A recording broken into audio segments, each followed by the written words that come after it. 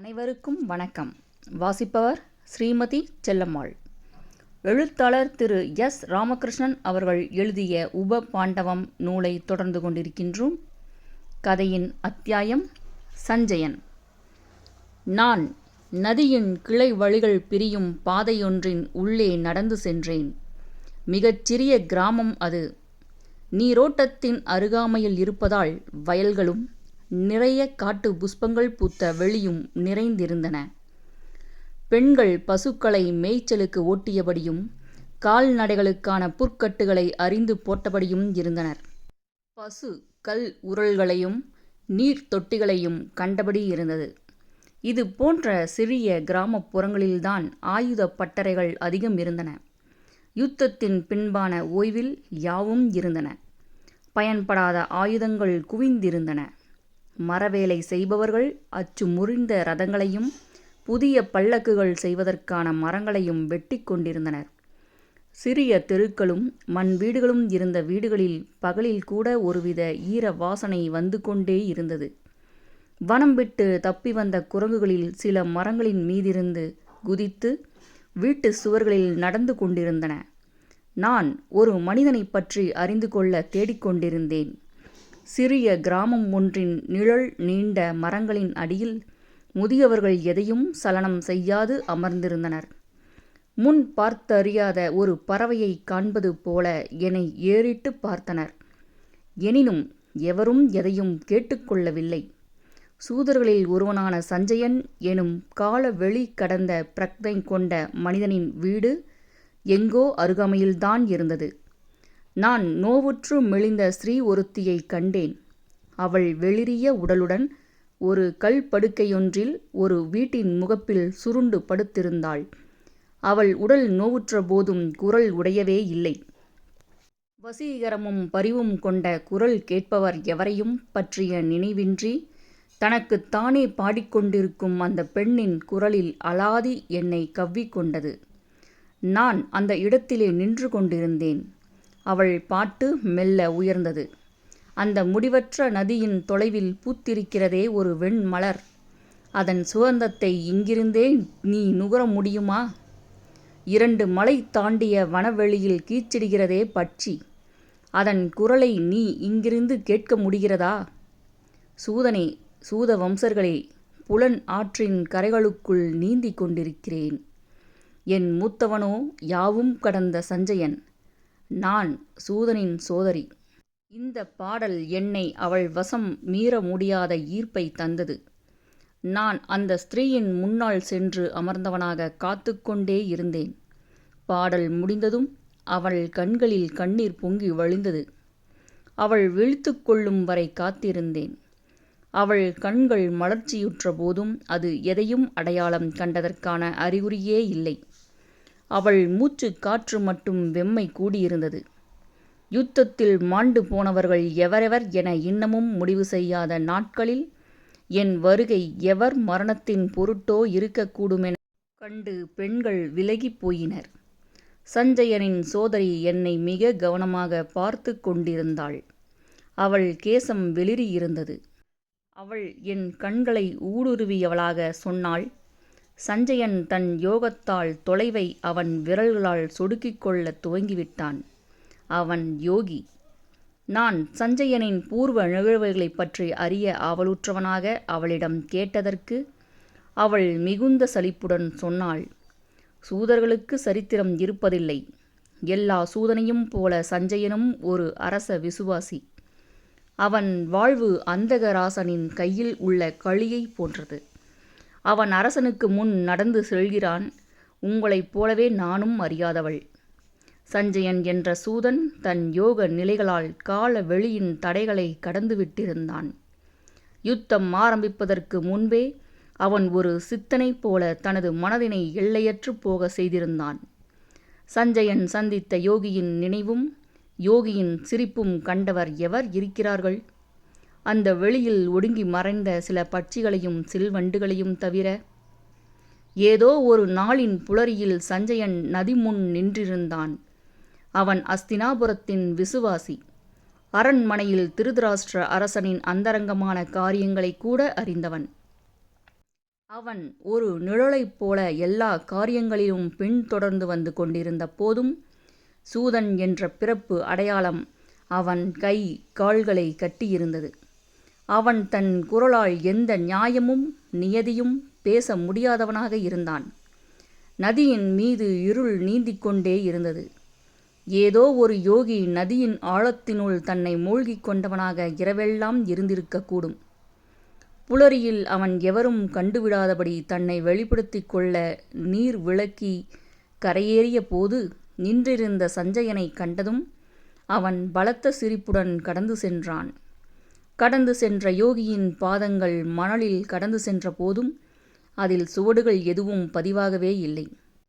தனது சுவடுகளை பதிய விடாமல் நடந்து செல்லும் மனிதனின் அதிசயம் கண்டவனாக யோகியின் பின் வழியே சென்றான்.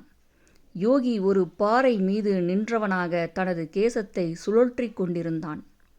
தொலைவில் வானம் சிவப்பு கசிந்து கொண்டிருந்தது. யோகி அவனையும் பாறையின் மீதேறி வர சொன்னான். சஞ்சயன் யோகியின் அருகாமைக்கு வந்து நின்றபோது யோகியின் உடல் முழுவதும் மினுப்பு கொண்டிருப்பதைக் கண்டான். சூரியன் உதயமாவதைக் காண்பதற்கு அலைவதைப் போல பட்சிகள் தொலைவில் சிறகடித்து கொண்டிருந்தன. வானின் இயக்கம் மிகுந்த பரபரப்பு கொண்டது போல நிறம் மாறிக்கொண்டே இருந்தது. அவன் தனது நாசியால் யாவும் நுகர்ந்தபடி நாவை ருசித்தான். என்ன நறுமணம்! எத்தனை சுகந்தம்!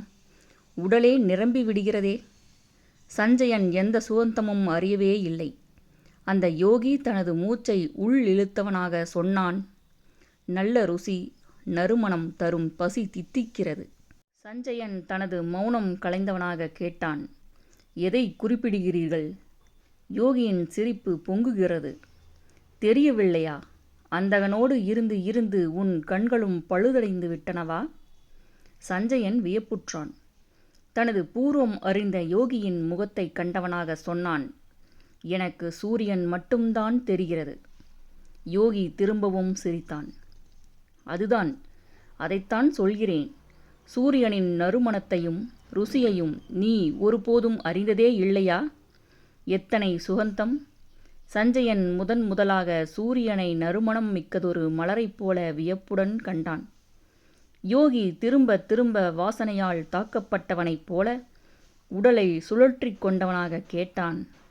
சூரியன் உதிக்கும் போதுதான் தீராத வாசனையில் அக்னி வீசுகின்றது. இது ஒரு புசிப்பு.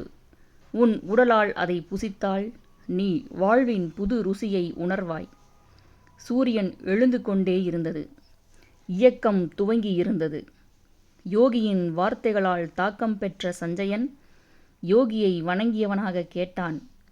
நான் அதை நுகர முடியுமா? நான் ஒரு சூதன். யோகி திரும்பவும் சிரித்தான். சூதனா? நீயா? சூதன் என உனக்கு எப்படி தெரிந்தது? சூதன் என்பதற்காக உடலில் ஏதாவது ரேகைகள் ஓடுகிறதா? கண்கள் எதையாவது காட்ட மறுக்கிறதா? உடம்பில் வேறு வடு எதுவும் இருக்கிறதா?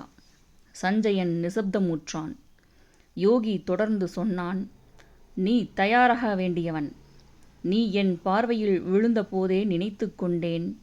நீ சஞ்சாரியாக வேண்டியவன். என் விருப்பப்படியல்ல, அது முடிவான விஷயம். சஞ்சயன் திரும்பவும் கேட்டான். சஞ்சாரி என்றால்? யோகி மிகுந்த சப்தத்துடன் சிரித்தபடி சொன்னான்.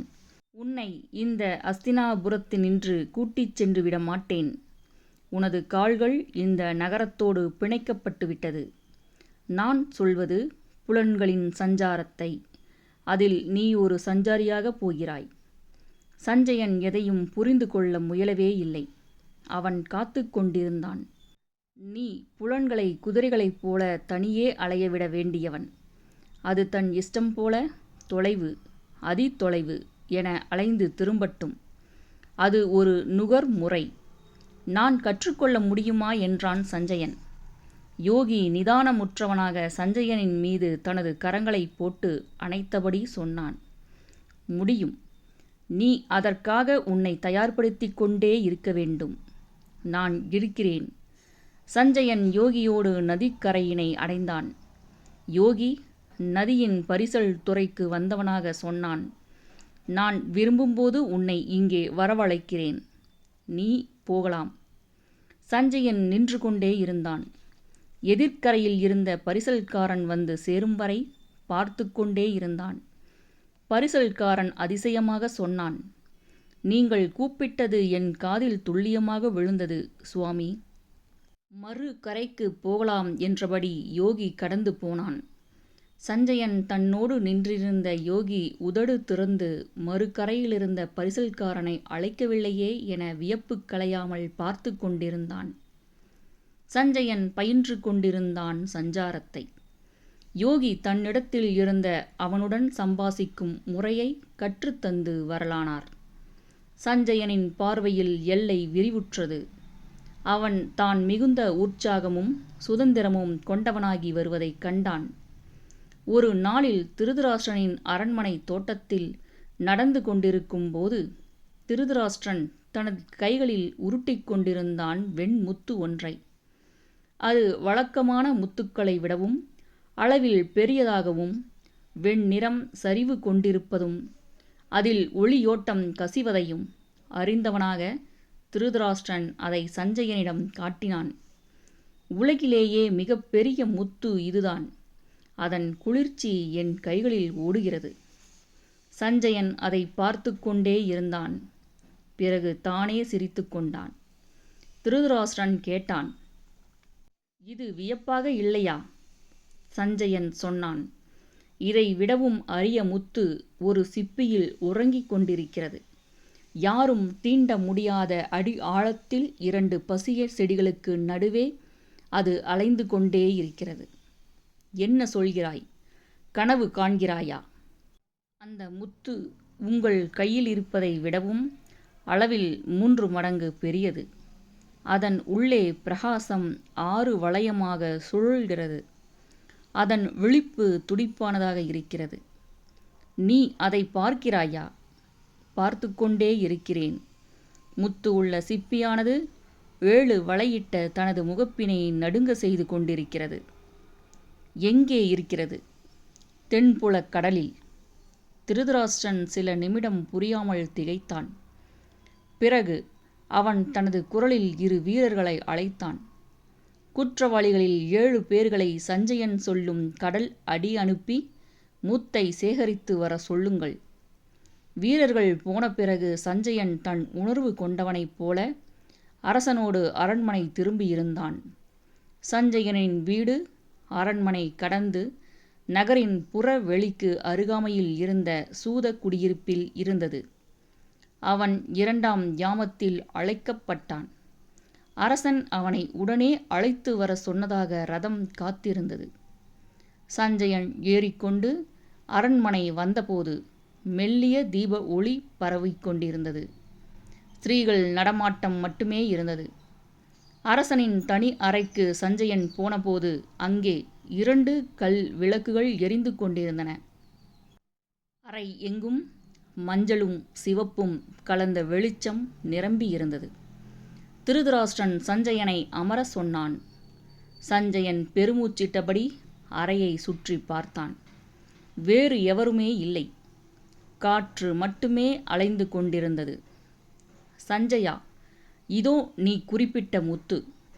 உள்ளங்கைகளில் அந்த முத்தை ஏந்திய போது அதன் ஒளிர்வு அறையின் நிறத்தையே மாற்றுவதாக இருந்தது. குளிர்மை கொண்ட அந்த முத்தை எடுத்து நுகர்ந்தான் சஞ்சயன். கடலின் தீராத வாசனைதான் முத்து வடிவம் கொள்கிறதோ? அவன் கைகள் நடுங்கிக் கொண்டன. அந்த முத்தை தன் கைகளில் இருந்து அரசனிடம் தந்தவனாக சொன்னான். 3 உயிர் பலிகளுக்குப் பிறகு கைவசமாகி இருக்கிறது. உனக்கு தெரிந்துவிட்டதா?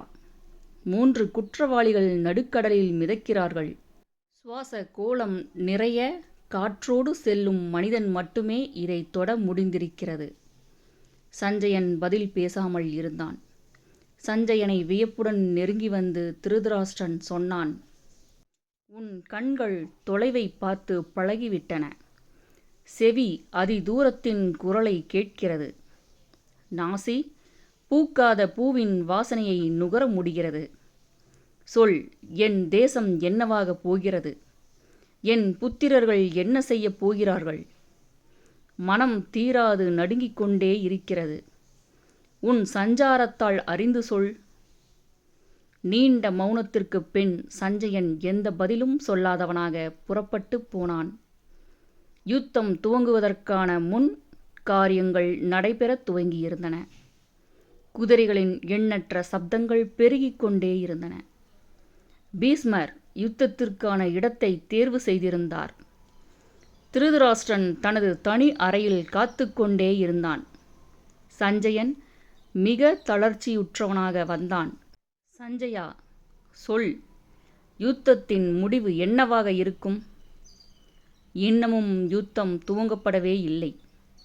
எதையும் என்னிடமிருந்து ஒளிக்காதே. யுத்தத்தின் நடுவே நான் அலைந்து திரிய விரும்புகிறேன். சஞ்சயன் எதையும் பேசவில்லை. சலனமற்றவனாக காத்திருந்தான். யுத்தம் துவங்குவதற்கான நாள் குறிக்கப்பட்டிருந்தது. படைகள் அஸ்தினாபுரத்திலிருந்து புறப்பட்டு போய்க் கொண்டிருந்தன. அரண்மனையில் ஸ்திரீகளைத் தவிர மற்றவர்கள் போயிருந்தார்கள். குழந்தைகள் கூட விளையாட்டை மறந்திருந்தனர். திருதராஷ்டிரன் தனிமையில் வீழ்ந்திருந்தான். அவனது அறையே பற்றி எரிவது போன்றதொரு வழி அவனுள் ததும்பிக் கொண்டிருந்தது. அவன் சஞ்சயனை அழைத்து வர சொல்லியிருந்தான். சஞ்சயன் வந்தமர்ந்ததும் திருதராஷ்டிரன் தனிவான குரலில் கேட்டான். சஞ்சயா, உன் கண்களை யுத்த நிலங்களை நோக்கி திருப்பு. அதன் ஆழத்தைக் கண்டு சொல். நீ ஒரு யோகி. உன்னால் மட்டுமே தொலைவின் நடமாட்டத்தை அறிந்து சொல்ல முடியும். சஞ்சயன் பதில் சொன்னான். நான் யுத்தத்தில் எவர் சார்ந்தும் இல்லை. நான் உரு பளிங்கு போல அங்கே நடப்பதை உங்களுக்கு பிரதிபலித்து சொல்ல மட்டுமே முடியும்.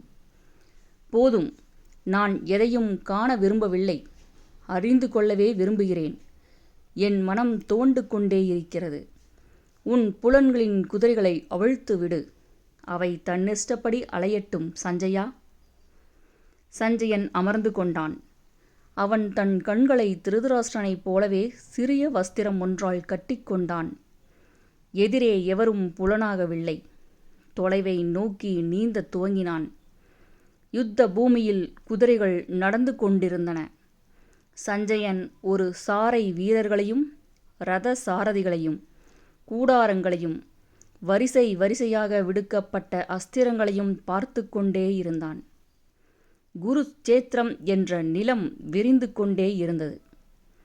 துரியோதனர்களும் பாண்டவர்களும் யுத்தத்திற்கான சங்குகளை முழங்கிடத் துவங்கினர். அது செவிப்பறையில் மோதி சரிந்தது. அவன் உதடு யுத்த காட்சிகளை சலனமற்று சொல்லத் துவங்கியது. யாவும் முடிந்திருந்தன. 7 பேர் மட்டுமே பாண்டவர் பக்கம் மீதமிருந்தனர். தனது புத்திரர்கள் யாவரும் மரணத்தின் நாவால் ருசிக்கப்பட்டு விட்டதை கேட்டதும் திருதராஷ்டிரனின் நடுக்கம் குறையவே இல்லை. பாண்டவர்களும் இறந்தனர். நாடு திரும்பிக் கொண்டிருந்தனர் பாண்டவர்கள் வெற்றி வீரர்களாக. சஞ்சயன் எழுந்து கொண்டான். திருதராஷ்டிரன் சஞ்சயனின் கைகளை பற்றி கொண்டு சொன்னான். நீ சொன்ன இத்தனையும் ஒரு சொப்பனம்தானே, நிஜமில்லையே? சஞ்சயன் பதில் சொல்லவே இல்லை. சஞ்சயன் தான் அஸ்தினாபுரத்தை விட்டு வெளியேறிவிட விரும்புவதாக சொல்லியபடி அறையின் பக்கம் வந்தான். அழுகை ஒலி நீண்டு கொண்டே இருந்தது. நீண்ட உறக்கத்திலிருந்து விழிப்புற்ற மனிதனைப் போல சஞ்சயனும் தன் யோகியை தேடிக்கொண்டு சென்றான். நதியின் கரையோரங்களில் அவன் தேடி அலைந்தபோது யோகி புலப்படவே இல்லை. சஞ்சயன் மணலில் ஓடி அலைந்தான். மீனவர்களில் சிலர் சஞ்சயனின் பின்னால் வந்து எதை தேடுகிறான் என பார்த்தவர்கள் அவன் தொலைவில் வெறித்து ஓடுவதை பார்த்து திரும்பும்போது மணலில் காலடி சுவடு பதியாமல் ஓடும் சஞ்சயனை கண்ட வியப்பில் அழைத்தபோது அங்கு யாரும் இல்லை. தொலைவு மட்டுமே இருந்தது. நான் விழித்து கொண்டேன். சஞ்சயனை பற்றி நான் அறிந்ததெல்லாம் நிஜமா அல்லது மிகை கூற்றா? அந்த நோயுற்ற ஸ்திரீ தன் கைகளை என் சிகையில் வைத்தபோதுதான் நான் மயக்கமுறத் துவங்கினேனா? அந்த ஸ்திரீ என்னதான் செய்தாள்? சஞ்சயன் என்ற சூதன் யோகியா? சித்திக் கொண்டவனா? இல்லை சொப்பனக்காரனா? நான் அந்த கிராமத்தில் அலைந்தபோது யுத்தத்தில் மாண்டு போனவர்களுக்கான இறுதி சடங்குகள் செய்யும் சிறார்கள் கூட்டம் ஒன்று துயரம் பீடிக்க தனி வழியில் போய்க் கொண்டிருந்தது. நான் வேறு திசை திரும்பியிருந்தேன். கதையின் அடுத்த அத்தியாயம் சாம்பன். சாம்பன் என்ற அந்த தொழுநோய் பீடித்த மனிதனை ஒரு மரத்தடியில் கண்டேன். அவன் உடல் நடுங்கிக் கொண்டிருந்தது. உடலெங்கும் நோயின் முற்றிய வெடிப்பு பரவியிருந்தது. தன் உடலின் தீராத வாதையோடு அவன் நடந்து போய்கொண்டே இருந்தான். கோகர்ணம் என்ற இடத்தில் சூரிய பிரதிமையினை வழிபட்டபடி அவன் போய்க் கொண்டிருந்தான். அவன் கண்கள் பழுத்துவிட்டன. உடலின் வடிவமே மாறியுள்ளது. மிக சொற்பமான தூரமே நடப்பதற்குள் விழுந்து விடுவான்.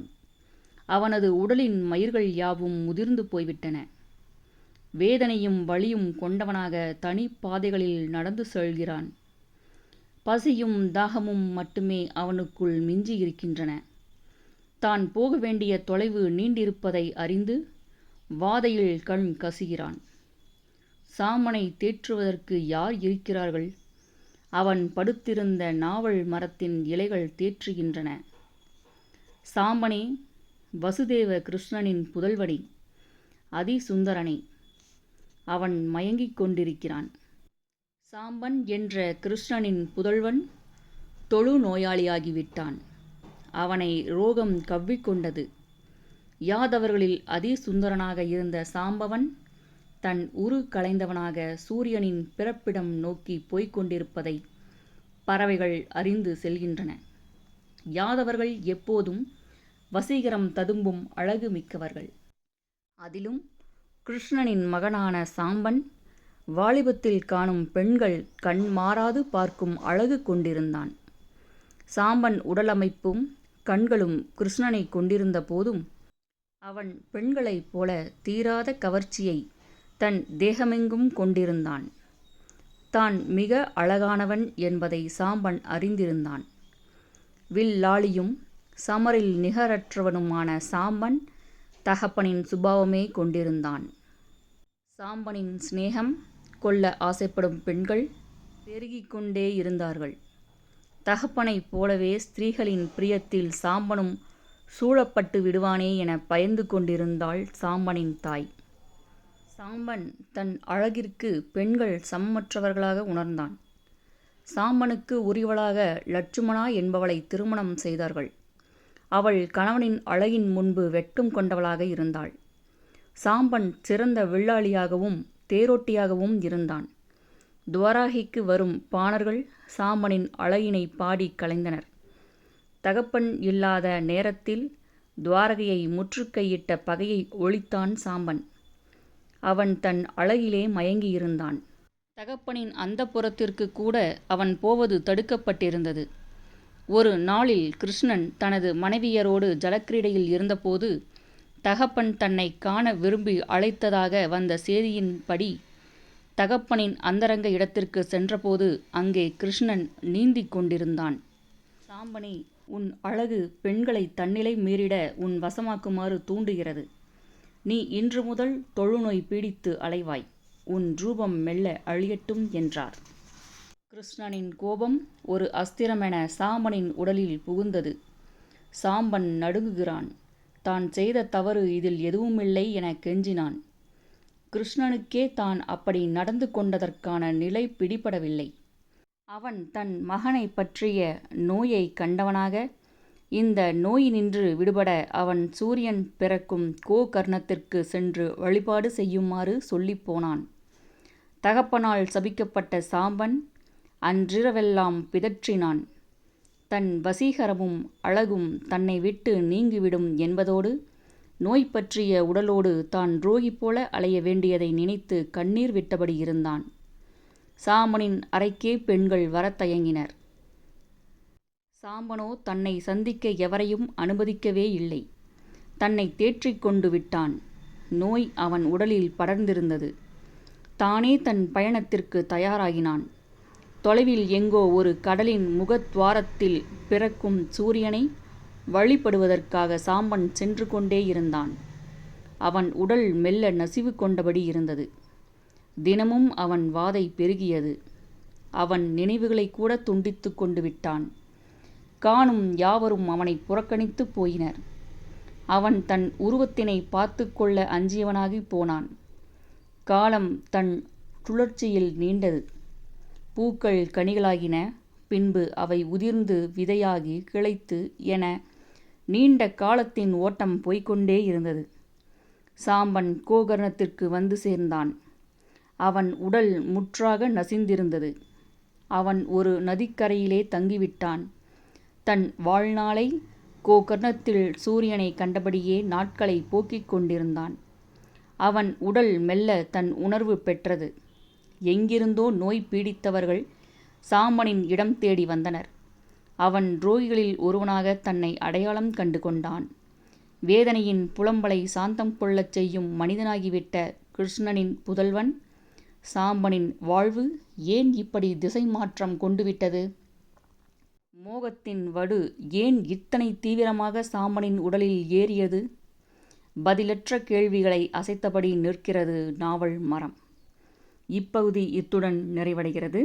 கதையின் அத்தியாயங்களை தொடர்ந்து கேட்க ஸ்ரீமதி செல்லம்மாள் வலையொலி அலைவரிசையை பதிவு செய்யுங்கள். கதையின் அடுத்த அத்தியாயம் விகர்ணன். செல்லம்மாள் தொடர்வாள். நன்றி, வணக்கம்.